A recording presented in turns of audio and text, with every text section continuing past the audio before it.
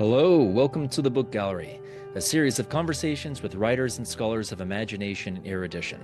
I'm your host, Luke Sheehan, editor of the University Bookman.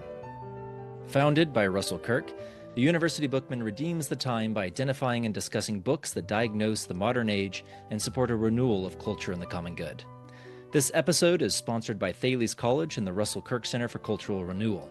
Thales College provides an affordable liberal arts and professional education so that students develop the wisdom, intellectual ability, meaningful knowledge, moral character, and professional excellence needed to thrive in life and work. For more information, please visit thalescollege.org. Can virtue be taught? This is a perennial question that has preoccupied the highest minds for as long as we had thinkers to think about it. So can virtue be taught? Yes, it can, but how? To answer this question of how, I am joined by Dr. David Hein, author of Teaching the Virtues.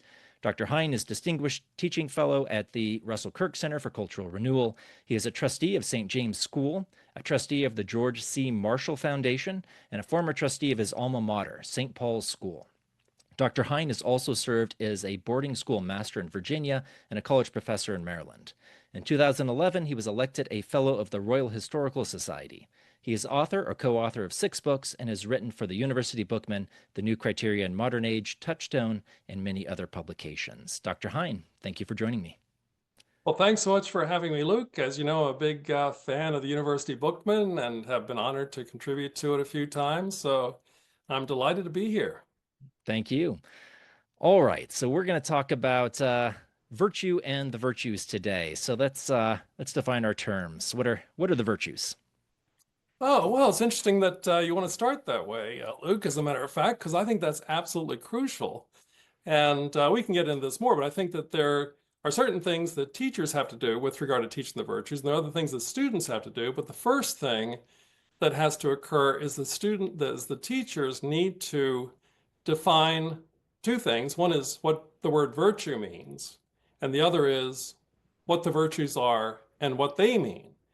And then we can get into what should happen from there. But just picking up on your introduction a little bit, if I may, the questions that you nailed down were exactly the right ones. And I just want to let the audience know that one reason that this is such a difficult situation that we're talking about, I mean, much, much harder than it sounds, is that it's really a problem that goes back 2,400 years. Because Plato in Protagoras, as a lot of the audience members are aware of, because they've all dealt with classical works and so on, Plato decided through his mouthpiece, Socrates, in Protagoras, that virtue is knowledge and therefore can be taught. But then, interestingly enough, Meno comes along, that dialogue, sort of a sister dialogue, and Socrates says, well, yes, virtue is knowledge and can be taught. But then Socrates says, but I look around and I don't see many teachers teaching it. I don't see many students learning it. So what's really going on here? And he says, maybe something else is responsible for inculcating virtue in young people and others. Maybe it's the virtues are gifts of the gods. And so he kind of throws up his hands at that point. And so in a sense, those dialogues don't really represent a way of teaching the virtues, and that problem persists all the way into the 20th and 21st centuries. I mean, it's remarkable. And I think there's a reason for that, which is that, and we can get into this a bit later, but I think that what Plato does is he identifies the right questions. And the questions are basically 3. One is, what is virtue? Second, can virtue be taught? Can it be taught at all? And the third one is, if it can be taught, how can it be taught? So there are all 3 of those, and I think that Plato really at least identifies the questions. He also kind of suggests that since he doesn't give a straight answer in those dialogues, he's also sort of suggesting, even though he doesn't say this outright, that maybe the way of going about this has to do with the kind of active inquiry, such as he's fostering in those dialogues, rather than a teacher from the podium lecturing on what the virtues are. I think that you go online and there are a lot of discussions about how to teach if you follow the right groups on X and Facebook and so on.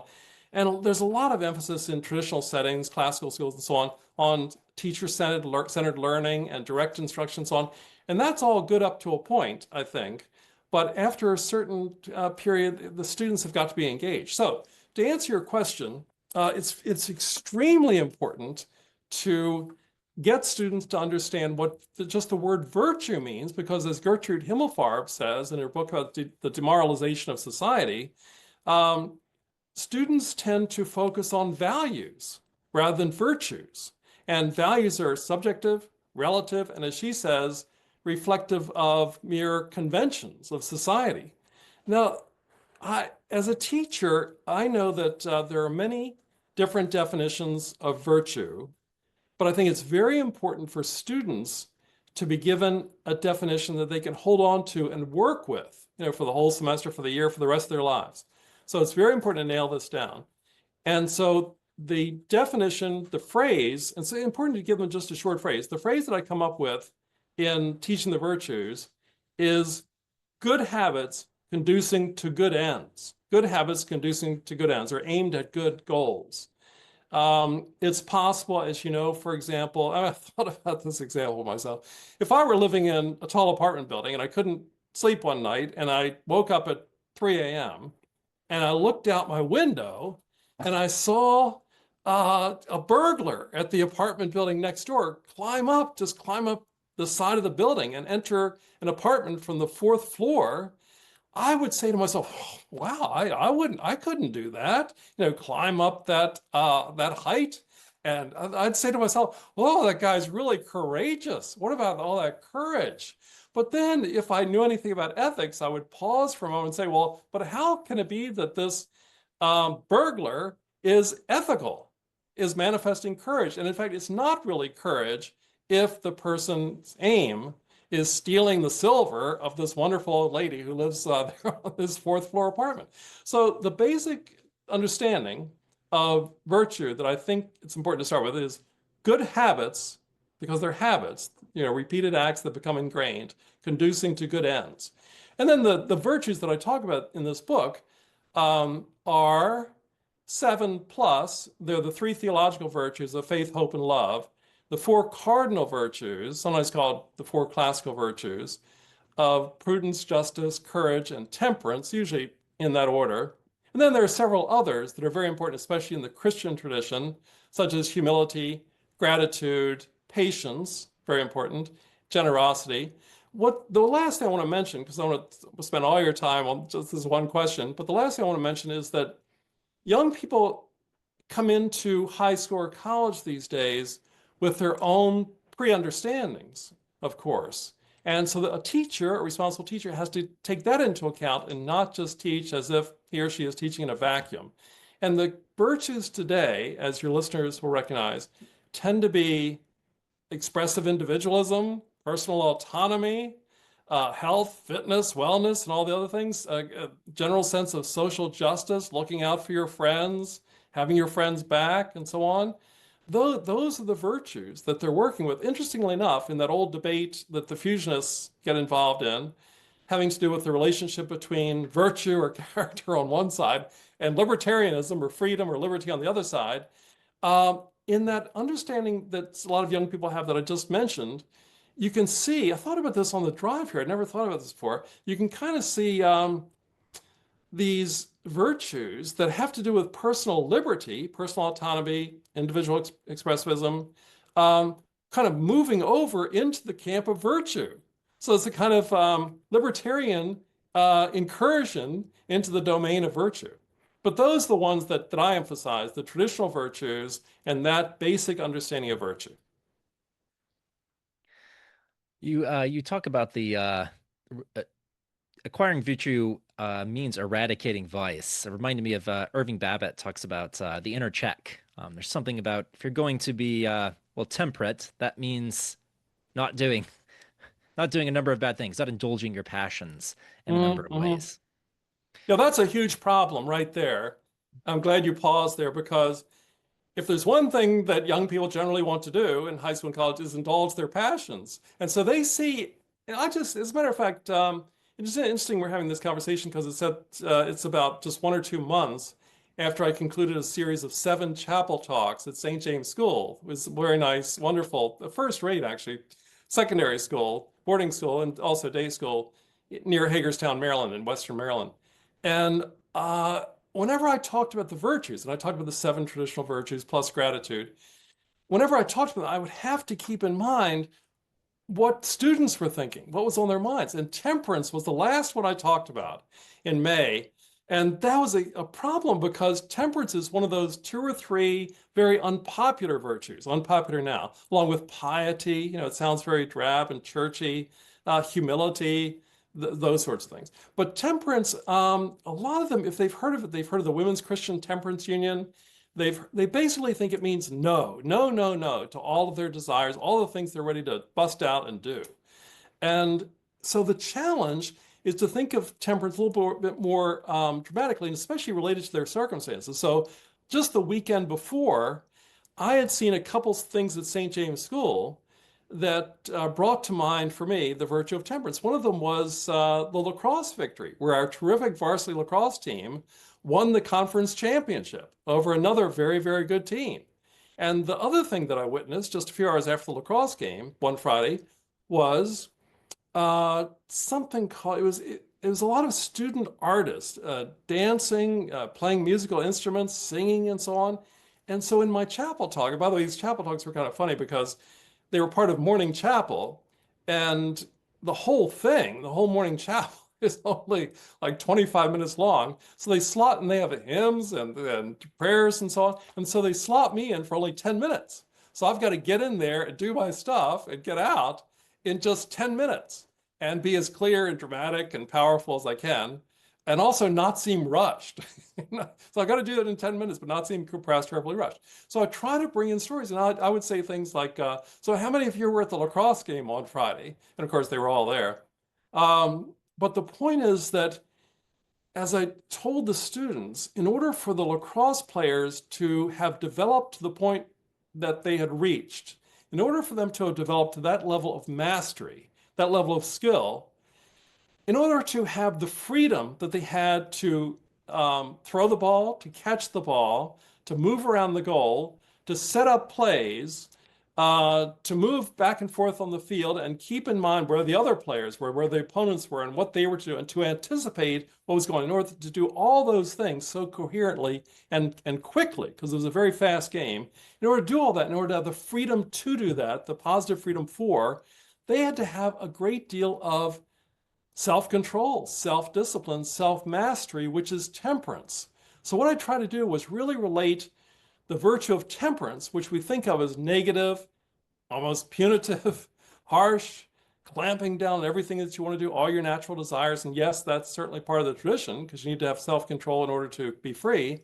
And really relate that to their own lives and to the freedom that they can enjoy. Because basically, temperance means the self-discipline which enables you to meet every challenge that life throws at you, or at least every challenge that the coach or a teacher throws at you. So you've got to prepare yourself well enough through self-discipline, self-mastery, that you can meet those challenges. And they all want to do that. They want to meet those challenges. They know that they're in a school to prepare themselves for that. And they know that if they think about it, that they're undergoing all kinds of restrictions and self-discipline. They know that through their dance practice and all the rest, in order to meet those challenges. But the point is that pedagogically, you've got to get in there to where they are. So I think that a major aspect of teaching the virtues, which a lot of people did, to be honest with you, I know this sounds presumptuous and arrogant on my part, but I think that the question, how should you teach the virtues, has been badly answered for 2,400 years. I don't think there's really been a clear, coherent answer until I tried to answer this book. And I kind of discovered the answer by accident through a little article on writing as a moral act. And that is that the virtues, in order to be effectively taught, have to be taught within the interstices of students' lives. And you have to think what's going on. To use some prepositions borrowed from our friends the Lutherans with regard to the real presence, you've got to teach the virtues in, with, and under the activities, the regular school and all the school activities that they're participating in anyway. So eventually you've got to really connect with them where they are. Now, Russell Kirk, great man, I'm sitting in his library, and he was absolutely right when he said that we teach the virtues through great literature. Other people have said, Mirrors for Princes, read great literature about advice to leaders and so on. That's part of it, but that's not enough. Basically, I think that what has to go on is thinking about teaching the virtues as a kind of pyramid. So you start at the top with the teacher. So the top is teachers, and the bottom are students. And at the top with the teachers is a kind of deductive method. And at the bottom with students is a kind of inductive method. So the idea is that at the top, yes, the teacher teaches definitions and explains at the very top. So there's that direct instruction, deductive, and students can figure out the virtues from those explanations. But then it has to move down into looking at literature, at film, great figures in history, and more teaching, but more engagement with students as they think about these. Then farther down, engaging students through their regular activities, such as writing a paper. What are the virtues involved in writing a paper? And I discuss this, have a whole chapter on this, because all students spend a lot of time writing. And prudence and fair play and temperance are all involved in that. And the same thing with honor. A lot of these schools have honor systems, of course. It's a major drawing card. But the problem is that even though they've got this clearly ethical activity that they're committed to and that there's a lot of reflection on and involvement in, they don't really tap it with regard to teaching the virtues. So if in fact the school establishes a beachhead and says, we really are committing to teaching the virtues, we're making this very explicit, we're putting it in the school handbook and so on, and we're making announcements about this, it's really going to become part of the whole life of the school. If they're really serious about that, then they need to look at their actual activities that are often not thought of in connection with the virtues. You can't just have somebody speak from the podium in a class or speak from the pulpit in chapel once a week or so about the virtues. It's got to be infused all the way through, not just the curriculum, but all the way through the life of the school. So in the case of honor, I mean, everything goes into play, but not just the cardinal virtues, but even faith, hope, and love. I mean, if students not necessarily love all aspects of their school, but really love the traditions, love the character of the school, they have a kind of trust in it that they will receive value. Therefore, that sparks a kind of loyalty. So what does the active side of faith or loyalty mean, but being loyal to the traditions of the school, loyal to this community of trust, loyal to your peers, and not plagiarizing, not cheating. And this is a huge problem in the age of artificial intelligence. So, I mean, these things, one of my neighbors, I told him I was working on the virtues, he said, oh, those things are very lofty, but they're not lofty at all. I mean, I talk about Philip of Foot and natural goodness. I mean, the virtues are the attributes, they're the sources of excellence or flourishing and well-being in a person's life that enable to do all the ordinary activities, to have relationships and to be to work in your community, to contribute. I mean, everything. It's just like an oak tree, as she says, needs deep roots in order to fulfill its ends, which are survival and propagation. And the virtues are like deep roots for the oak tree. The virtues are to human beings what the deep roots are to the oak tree. They're natural. They're not lofty and ethereal. They're connected to the transcendent, but they are absolutely necessary for just ordinary life. And that's what we need to get across to students. So it needs to be brought all the way home to them in their ordinary lives. So eventually they're able to undertake a learning strategy known as noticing and naming. They've got to be able to notice the virtues in their own lives and name them and then live them. So, and that's why, by the way, I think that teaching the virtues is so difficult, because if you're talking about teaching the virtues, if you look up teach in the dictionary, which most people don't have to do because they think they know what teach means, but if you look at it, the definitions boil down to the statement that teaching means helping students to learn. And right away, you've got a problem, because suddenly the definition shifts from teacher doing everything to students. And students, as we've already indicated, are a willful bunch, and they go in different directions sometimes. And you've got to take all that into account. And they've got to, in order to learn, they've got to have the virtue of docilitas, which doesn't mean being unduly flexible. It means being teachable. But if they're lazy or self-centered or grade grubbing, you know how it is, with students at every college, even good colleges like yours, they won't learn as well, even if they're smart and otherwise gifted and all the rest of it. They've got to have the capacity to want to receive what you're giving. So that eventually it needs to be brought home all the way to them, and they're the ones. By the way, I don't really understand why this whole question of teaching the virtues has been so difficult for so long, because all the people have to do in order to figure out how to teach the virtues is just consider how anything else has ever been taught. I mean, just think, how do you learn to sail a boat? How do you learn to do philosophy? How do you learn to do geometry? How do you learn dancing or playing lacrosse or any of those things? I mean, I went to sailing school when I was 12 years old. And the first day we weren't out in the boats, we were under a pavilion just learning about knots and the parts of the boat and all that. So there has to be some instruction at the top of the pyramid. But eventually you've got to get out in the boat, and then you're with a more seasoned sailor who takes it around. You're just kind of sitting there and keeping your head out of the way of the boom. But eventually you've got to take the tiller in the boat. And that's the same thing with teaching the virtues. So it can't just be reading great books, can't just be reading about heroes in ancient literature. You've got to figure out how to infuse it throughout the life of the school and really bring it home, literally and figuratively, to the students. And that's what this book tries to get at.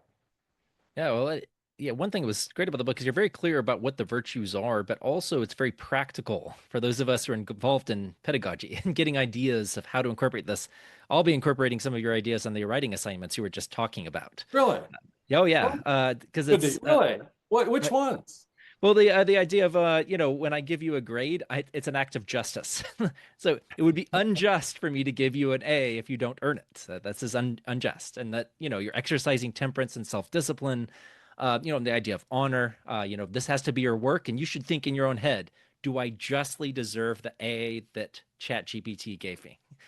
Is that just? No, it isn't, and it's unjust if a student doesn't use it, but you do use it. That's unjust. Well, there's one thing, as you may have found in your young life, you may have found already that if there's one thing that students pay attention to, it's what their peers are doing. So they're very aware, certainly starting in adolescence, late adolescence, and young adulthood, they're very aware of what their peers are doing. So one time I was teaching a class, there were about 30 students there, and it was very early in the semester. It's an intro philosophy course. And there was a student in the back who was, I think, a freshman, just starting out in college. And he was talking to his neighbor and, generally acting not particularly well, not like a dutiful student in the class. And I decided to take a different approach. Instead of hauling him up after class and saying, you really got to be quiet, I told you, everybody needs to just listen and be respectful when other people are talking. I just said to him, if you look around, you'll notice that the other students are not acting like you. They're not behaving like you. I mean, they're paying attention to what I'm saying. They're respectfully listening to others. You're just not acting like a Hood College student, if you notice. And sure enough, I mean, just like that, he snapped out of it, because I knew that he was much more likely to pay attention to his peers developmentally at his stage than he was to me or to his parents or his uncles or whoever it was. So I think you're absolutely right. You got to take all that into account. So yeah, as a teacher, I think the book is written the way it is because I didn't spend all my time sort of mired in education philosophy or every psychological theory that's come along in the past 125 years. That's part of the problem with public schools, by the way, that there's been a lot written about the efforts at and the failures at character education in public schools over the past 125 years. There are reasons for that. So it's very clear, and I didn't intend for it to be this way, but it's very clear that my approach is traditional in its understandings. It's realistic about human nature. It's very close in that respect to Louis Marcos's new book on defense apology for classical Christian schools, which, as I recall, you'll recall better than I will, but I reviewed for the University Bookman. And so it's very close to all that. But I didn't really depend very much on the literature having to do with public schools or even the literature having to do with classical Christian schools. But as you know, I advance another little thesis that's new to this, besides the political analogy of conservative liberalism, which I think is helpful, and which is all new. I also advance this idea of scholastic ecumenism, which sounds like a great phrase. I mean, it sounds like a phrase that I must have stolen from somebody, but in fact, I only borrowed the phrase receptive ecumenism. And I made up the phrase scholastic ecumenism, which simply means that schools will do well if they admire and learn from, and eventually maybe borrow from, the best approaches of other schools. And from my point of view, I've been involved with some very traditional old schools in the Anglican Episcopal tradition. And there are a lot of things those schools do well and a lot of things they don't do very well. But one problem that they have is, since they've been around for such a long time, 150 years, 175 years, and so on, a lot of them started in the 1830s, 40s, and 50s. they think that they know what they're doing.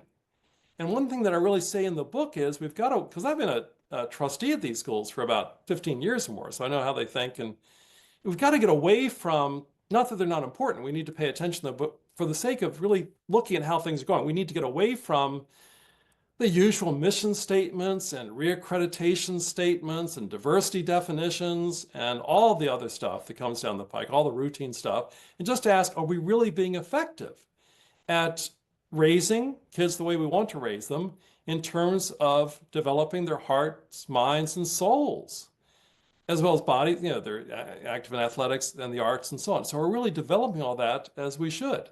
And that's where scholastic ecumenism comes in. And that's where humility comes in. Because if there's humility and also a sense of affinity with some other schools, that means that we can learn from classical Christian schools, for example, having to do especially with two things, integration and the virtues. I mean, they really do try to preach and teach the virtues across the curriculum.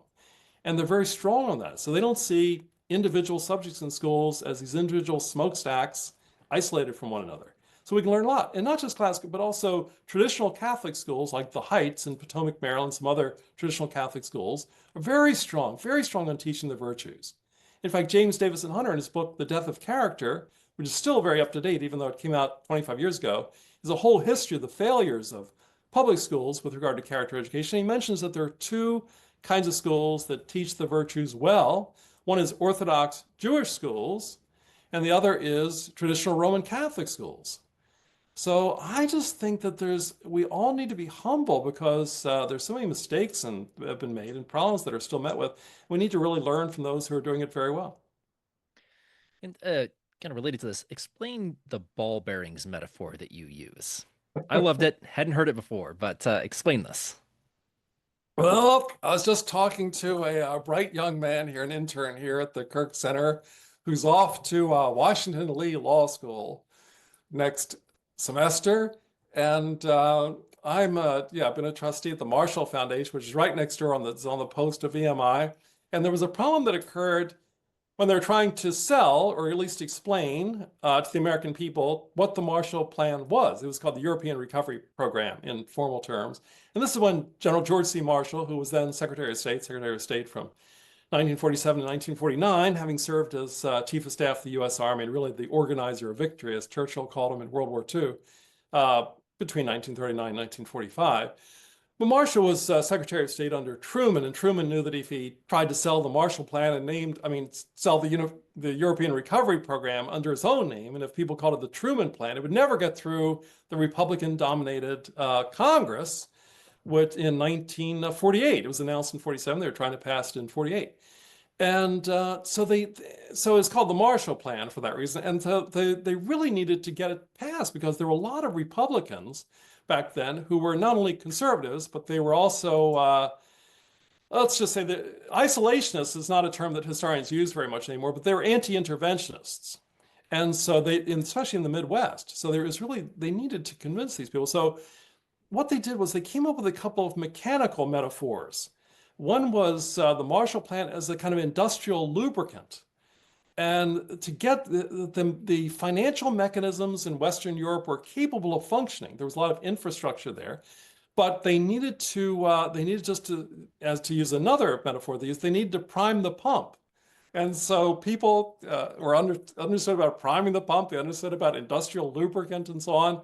And so that helped them understand. So I just decided to get away from all those formulas and definitions with regard to teaching the virtues and think, well, what is the best system with regard to what works in society? So I was thinking about all this, and then I was, just by happenstance, I decided there was conservative liberalism. That is, that liberalism just in the sense of freedom of speech, freedom of association, freedom of religion, basic human rights. And then the school has various traditions that it wants to uphold. And certainly a traditional Christian school, especially in the Anglican or Catholic or one of the other liturgical traditions, wants to have sound preaching and prayer and also participation in the sacraments and so on.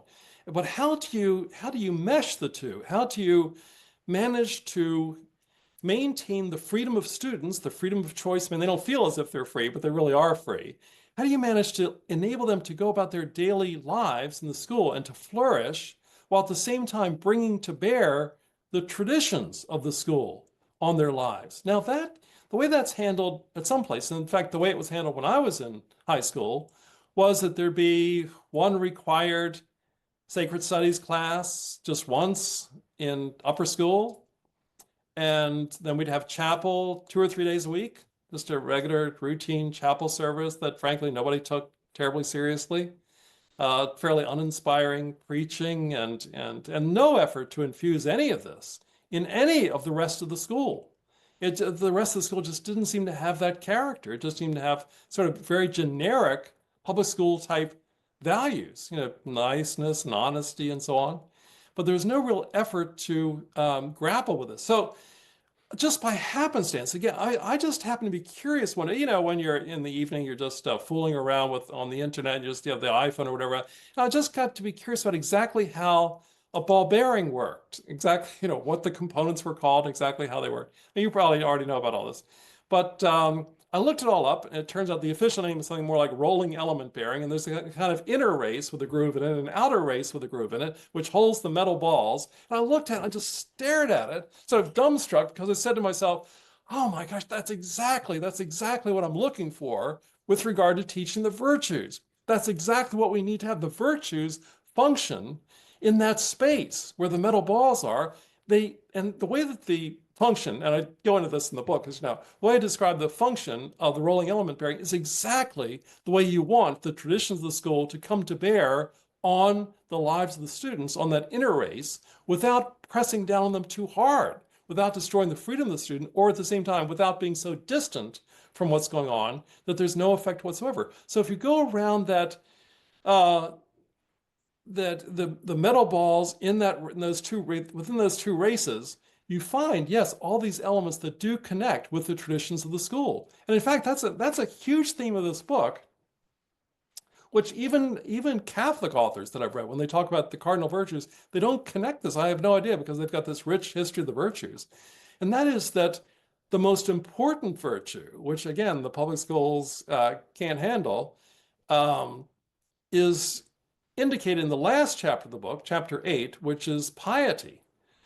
And this, to borrow a phrase from Professor Hunter at the University of Virginia, unless a school is a particular community, not a generalized community with generic values, sort of free-floating in space, unless it's a particular community with thick normative meanings that are grounded in a tradition, where the students come in the morning and they square up to the reality of the divine presence and a particular liturgical tradition, unless they get the virtues squared away, in a sense, in that environment, in respect to the traditions of the school, then they're not going to be able to grasp what the virtues are all about. So there has to be that connection to transcendence. The problem with the public schools, with these anodyne, generic values in the middle, is that there's no sky above them and there's no ground beneath them.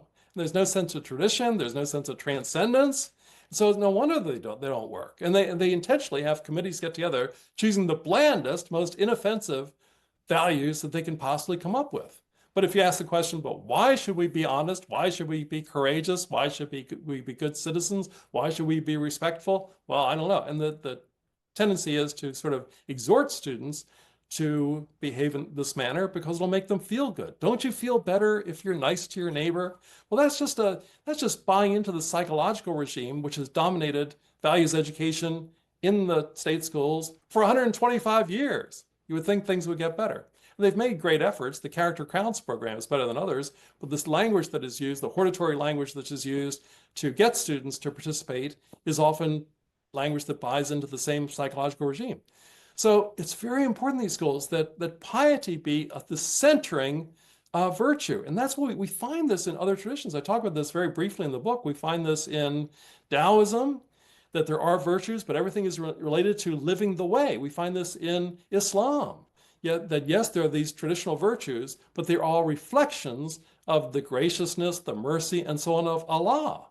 And we find this even in literature. If we look at, for example, you're a well-read young man, for example, William Faulkner's The Sound and the Fury. Do you remember that?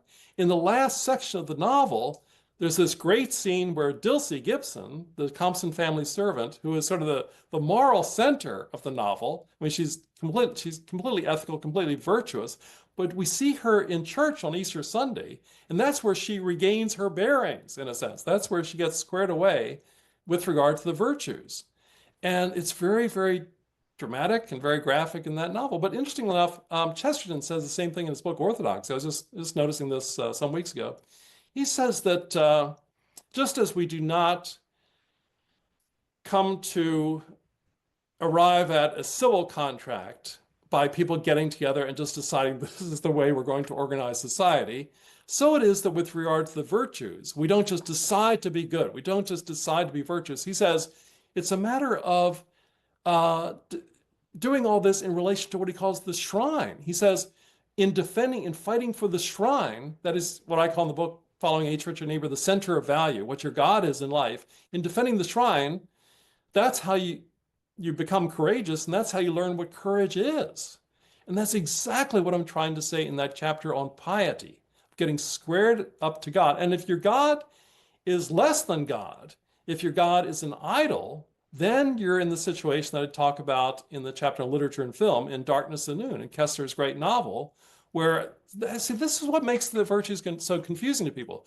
The communists have virtues. That was one of the major drawing cards of the Communist Party in the 1930s, as you know. These people were other-directed. They were living selfless lives for the good of society. They were devoted. They were faithful. They were all the rest. But everything that they did, all their virtues, in fact, if you look at them, their understanding of life and death, truth and falsehood, their understanding of honor, there are these two conceptions of honor in Darkness and Noon, everything is done in relation to the center of value, which in fact is not the God of Christianity, obviously, but it is in fact the dialectical process in history. So if millions need to die in order to serve history with a capital H, that's all right. So all the virtues are just relative to the center of value, or what Chesterton refers to as the shrine. So I think that's an absolutely crucial point. I can't imagine leaving that out of a book on teaching the virtues for Christian schools. And this book is mainly aimed at Christian schools, evangelical Christian schools, classical Christian schools, traditional church schools, and also at their parents, all of their parents, because the parents are the first teachers. We don't want to forget that. The problem with parents is that their intentions are good, but they often themselves don't know what the virtues are. They don't have that definition ready to hand. I mean, they do now that I've spilled it out. Now they won't want to read the book because I've already told them what the definition is. And that's half the battle. But if they just get some of this under their belts, well-meaning parents, they will learn a lot about what they need to know, as a matter of fact. But I mean, you can look at this book. 98% of this book, yes, is usable by public school teachers, because I mean, all this stuff about writing and all the virtues that have to do with writing, because they do writing in public schools still, I've heard. But you don't really get the full flavor, the full order of the virtues, at least as articulated in this book, except in the situation that we've been talking about. I want to wrap up with the last question before we get into some questions from the audience. Yeah. But you close with some exemplars of virtue. So one of the things you say, the Heights, the traditional Catholic boys boarding school, I think, is known for It's doing not a a boarding really school, good it's a job. day school. Yes. It's a day school. Doing a very good job, though, of getting boys really Yes. into history and teaching them the virtue. And they do it through kind of the, some might critique it as the great man view of history, but of figures who had to make decisions and use practical reason and prudence and courage and all of these things and actual historical circumstances where the stakes were high. And you give us three examples, and three fantastic examples, I should say. George Washington, Hannah More, and Booker T. Washington. Yes, I really like those examples. I'm just thrilled with them. And I joke to myself that it's my own sort of mod squad. You're too young to remember this show called the Mod Squad, but it just happens that one is a white male, traditional white male. That's George Washington, whom I've written on several times for Intercollegiate Review and Religion and Liberty online, and for Modern Age. And then another one is Hannah More, who is not as well known, but it happens to be that when I grew up in Baltimore County, Maryland, there was a Hannah More Academy right nearby. So I was familiar with her name from earlier. And she thrived around the year 1800 or so. She's often, well, not often, but she's referred to by one of her biographers as the first Victorian. She's a very curious person, very exciting to deal with because she was very, very traditional and staid in many ways. She could be written off as kind of over-religious blue stocking, but she was also very adventurous, very much out there. I mean, as I say in the book, she went where she wanted to go. She mingled with whomever she wanted to mingle with. And she had on the one hand this philosophy that yes, God orders his universe and we should stay in the condition, in the calling to which God has placed us. But on the other hand, she was always pushing people to excel. And she would work with people who couldn't read and write. And even the husbands would say, what are you doing around here? You're just getting our servants all riled up. And she would persist. And she was friends with Wilberforce and John Newton. So she was the leading figure in the British anti-slavery movement. So Hannah More is a terrific figure, but she's the most extraordinary representative in the book, really, of the whole idea of ordered liberty. And, I'm all for you political philosophers and all the rest of it, but all this stuff gets so abstract after a while. If people just throwing around, oh, there's this ism, and is this person on this or that? But with Hannah More, you get this really amazing concrete representation of ordered liberty and the whole idea of moral imagination. And this whole philosophy of teaching that I try to bring out in the book, of really bringing it home to students where they are in their activities, the way we would learn anything like sailing or doing philosophy, she really represented. So we actually get her testifying in her books and in books about her that when she taught students, she would have them put on dramatic presentations of it. And as I say in the book, Russell Kirk would have loved this. And by the way, if for people who are watching this who are interested in Russell Kirk and Roger Scruton and Edmund Burke and people like that, there's a lot in this book from those people. And I think it's fair to say they fit in very well. With regard to George Washington, there's something else that's very important. I was thinking about this the other day with regard to this pyramid I was talking about, where yes, you learn from the teachers, but then eventually you take on more and more. The weight of responsibility for learning shifts more and more toward you. So you learn to name and notice the virtues in your own life, and they really are sunk into your heart, mind, and will for life. See, that's the problem with teaching the virtues. It's not just helping students to learn, but it's learn in the strong sense, not just learning French 1 well enough to get into French 2. Why this has been a problem for 2,400 years is that we're really talking about sinking these into students' hearts, minds, and will for their entire lives. That's why it seems like an almost impossible demand in many respects. So how do they do that? Then with regard to the third person, Booker T. Washington, a greatly overlooked figure. And I'll be honest with you, I've taught doctoral courses in ethics and leadership where I've had white students, black students, Asian students, so on, and none of them not only had ever read Up from Slavery, none of them had ever heard of Booker T. Washington, which I'm just appalled at. Part of it is not their fault. None of it's really their fault because the public schools just don't teach them. But part of it is not their fault also because he's been caricatured and misrepresented. It's only been recent biographies of him that really brought out how much he was doing behind the scenes to effect change. So he was not, an overly hidebound traditional Uncle Tom or anything like that. Those are just grotesque caricatures of him. And he really is a terrific, fascinating figure. And it's very interesting, both Hannah More and Booker T. Washington, even though one was white and one was black, they have an awful lot in common. As I say, both were evangelical Christians, though more on the practical side than the emotional side. And also, both of them wrote a good bit about character. Both of them were very concerned about teaching character. And so both of them offer a great deal to learn from. In fact, Booker T. Washington taught all the traditional subjects at the Tuskegee Institute, but he always did it with a kind of practical bent. So he really had this philosophy that you learn by doing. You find out in philosophy, we would say, you learn about the meaning of a truth claim by living it out. I mean, for example, in faith, you lean on faith claims, truth claims as principles and see if they capacitate you in real life. In fact, truth claims as lenses to look through and experience life through rather than just to look at and examine like under a microscope. So Booker T. Washington was familiar with all that. So all of these people are not just figures to look up to and to revere and to learn from, but also there's something about their witness and their pedagogy, which is important too. In the case of George Washington, what's interesting is that we've got this pyramid where eventually things filter down to the students and they get more and more involved in taking it on as we do with any activity. But also, if you imagine a kind of them going forward and then loops going forward, where they keep looping back to the realm of definition and explanation. So that happened in the life of George Washington. He started out with the understanding of patience that you and I have, which is waiting, like waiting at a stoplight or waiting to deal with your hospital insurance or something like that.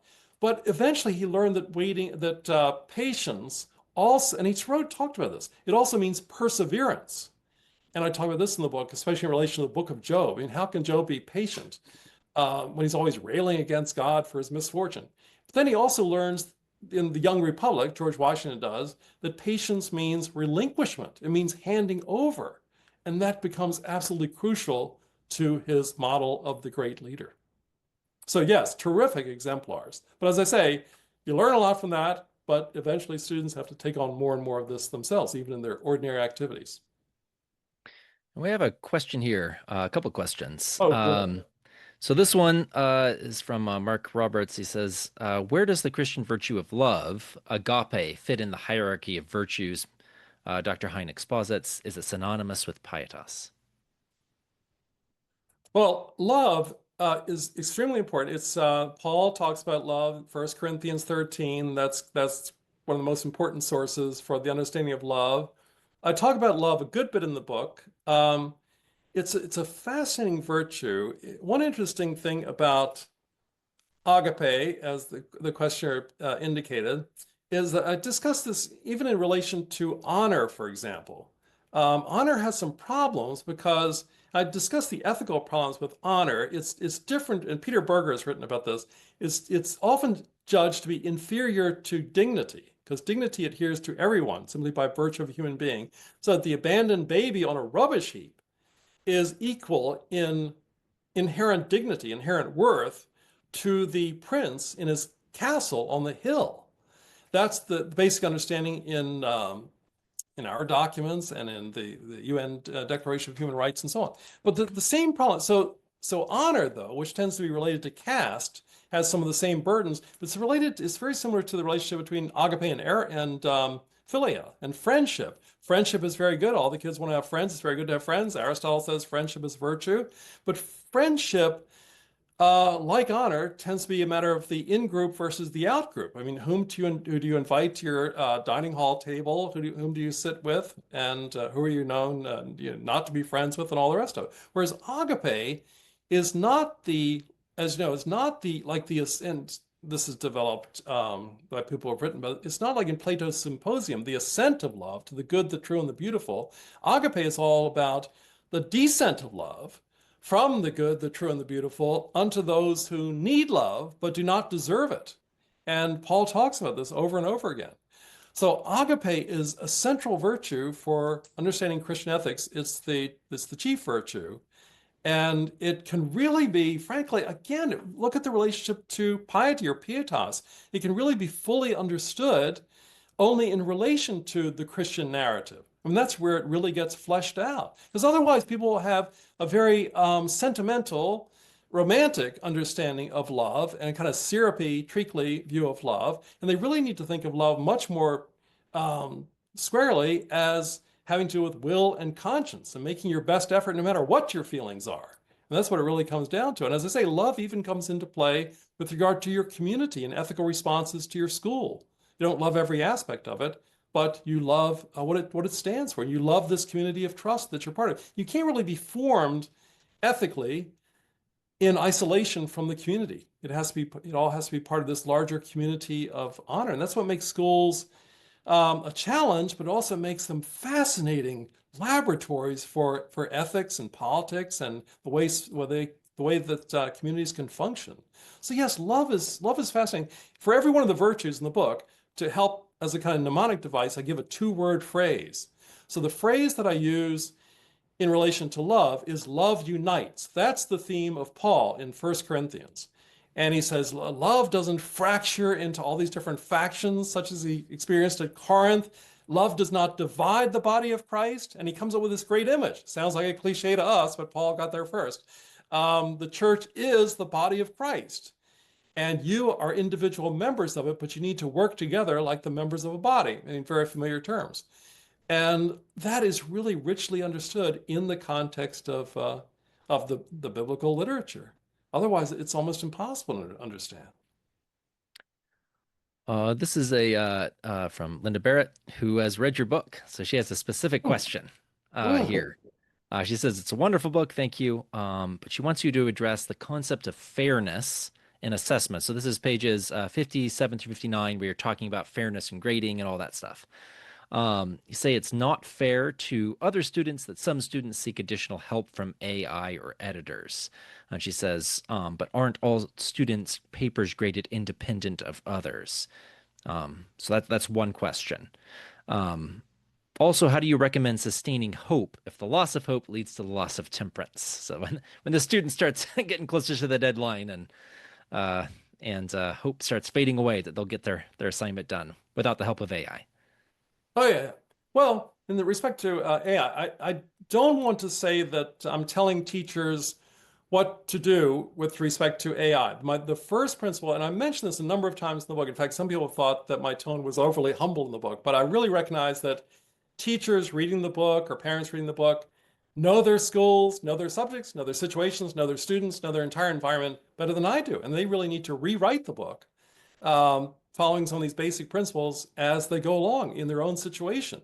So I'm working, actually, I'm head of the enrollment committee on the board at St. James School. So I'm constantly working with the academic dean. And so she has represented to our committee what their AI policy is. And she will talk about allowing students to use, under their teacher's guidance, AI as a research partner to help them generate ideas for a paper. But and that's fine. I mean, she's in charge. It's not the job of trustees to get overly prescriptive about what's going on inside the school.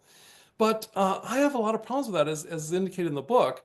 I think that, to borrow a phrase that I think is in a book that I reviewed originally for the University Bookman, the one about honor revision, William Germano talks about something he calls the generative insight, which is the spark that initiates the great paper, the great article, and all the rest of it. And as you know, in academia, some brilliant young professors with terrific degrees from Ivy League universities and so on never quite have it, never quite have the right stuff, because they don't quite have the imagination for scholarship. They can't get the spark going. They've got a lot of knowledge, but they can't really have those. You've got to, as you know, I know this doesn't apply to you, but it certainly apply to me. Got to be a little bit eccentric, got to be a little bit offbeat in higher education, and a little bit contrarian. And I just don't want to outsource the whole effort to come up with that creative effort to come up with the generative insight. I don't want to outsource that to a machine. And so it really is in sync with what I say in the book about how I don't allow students to get help from their peers. I don't allow them to let peers read their papers. Because then, as I say in the book, how do I know whose work is whose? How's this fair to somebody else in the community? And all the rest. But if a teacher has other kinds of guidelines, have other kind of goals in mind, then I'm not going to second guess the teacher. But I have some real problems with that. But AI is an ongoing challenge.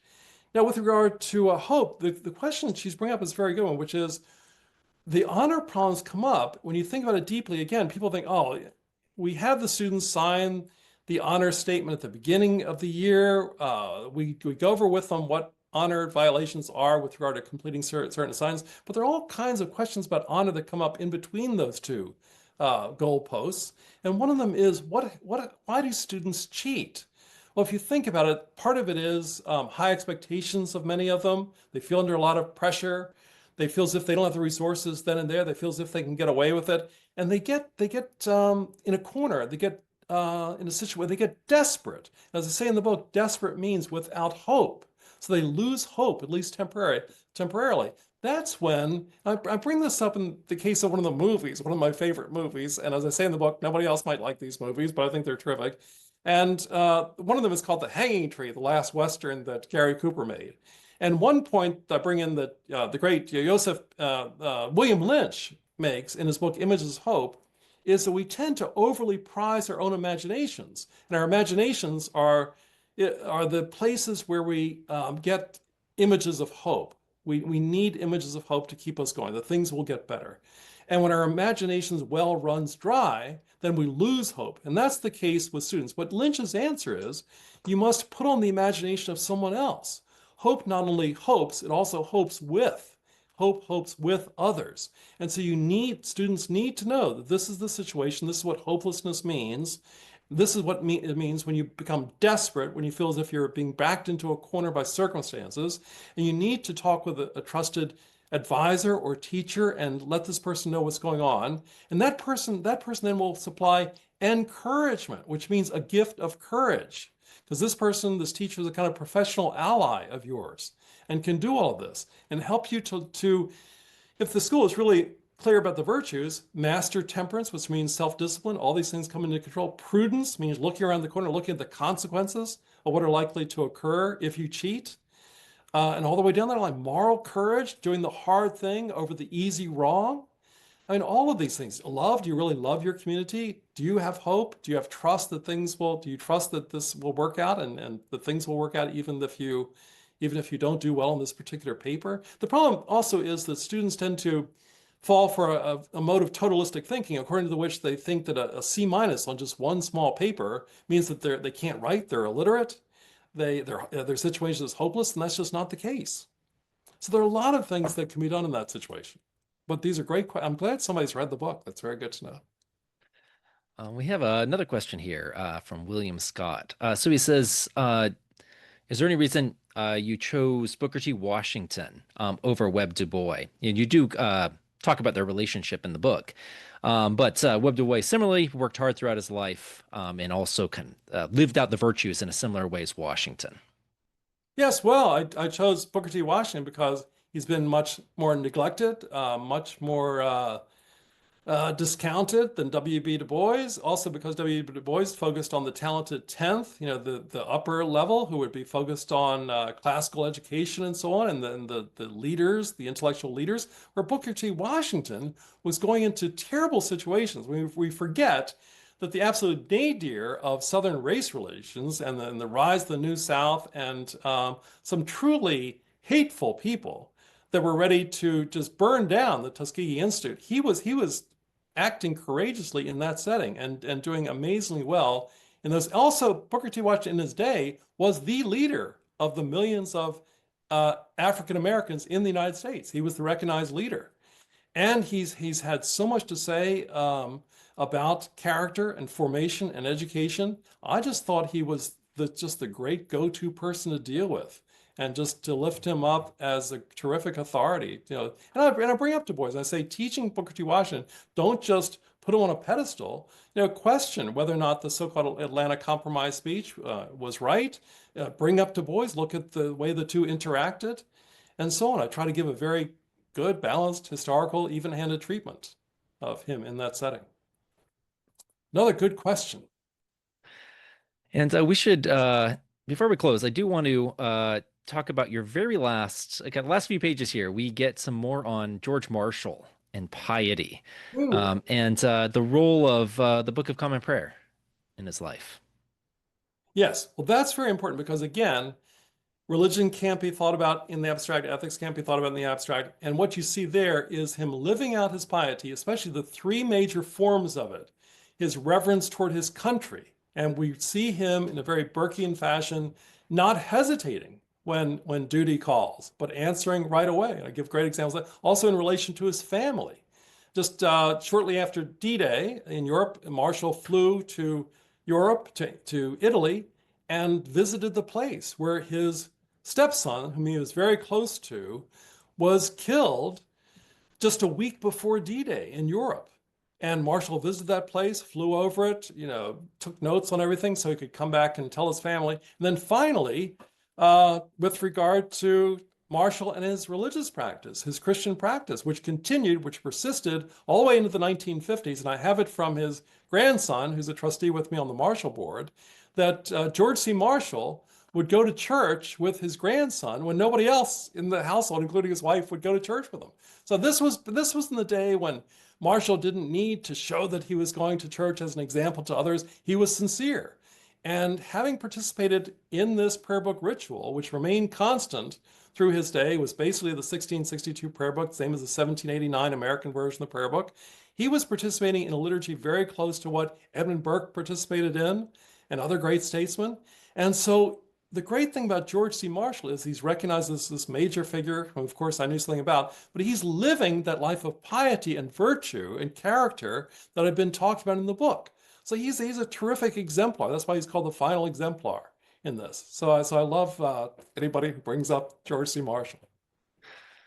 Well, David, thank you very much. And thank you all Thank for you. joining us. And thank you to our sponsors, Thales College and the Russell Kirk Center for Cultural Renewal. Visit thalescollege.org. And please visit kirkcenter.org to learn more about the Kirk Center. You can support the Kirk Center and the work of the University Bookman through the Kirk Center website at kirkcenter.org/donate. Go to kirkcenter.org/permanent-things to sign up for the Kirk Center website email list. And I'll see you all next time.